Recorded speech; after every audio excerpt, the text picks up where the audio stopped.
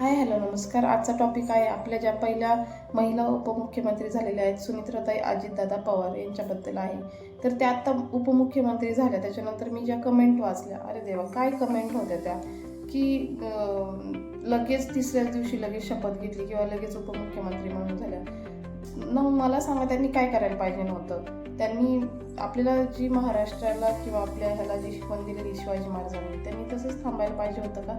तर नाही, त्यांनी केलं ते योग्य केलं. आणि आपल्या इथलं ॲटलिस्ट पुणे बारामतीचे जे आजूबाजूचे शहरं आहेत, पुणे सोलापूर पंढरपूर किंवा जे आजूबाजूचे आहेत, ॲटलिस्ट त्या लोकांनी तरी कमेंट करायला नाही पाहिजे, कारण त्यांनी केलं ते बरोबरच केलं.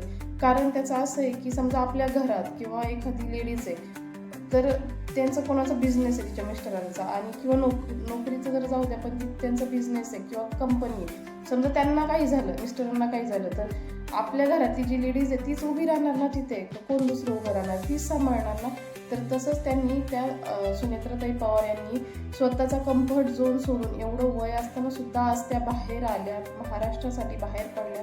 ॲटलिस्ट आपल्या बारामती किंवा पुणे झालं, शिरूर झालं, ह्या लोकांसाठी त्या बाहेर आल्या. कारण आपणच बघितलं, जेव्हा दादा गेले तेव्हा दिल्लीतले किती लोक इथं आले होते.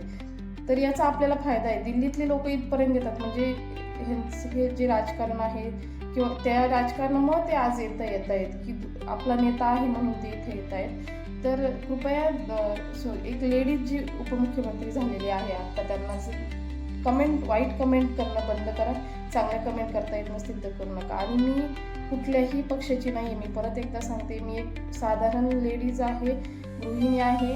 आणि मला राग येतो जेव्हा असं कोणी एखादी लेडीज पुढं चालली आणि तिला असे कमेंट करतायत, आपलेच मराठी माणसं असे कमेंट करतायत. तर कृपया असे कमेंट करू नका. त्यांनी जो निर्णय घेतलेला आहे तो योग्यच आहे.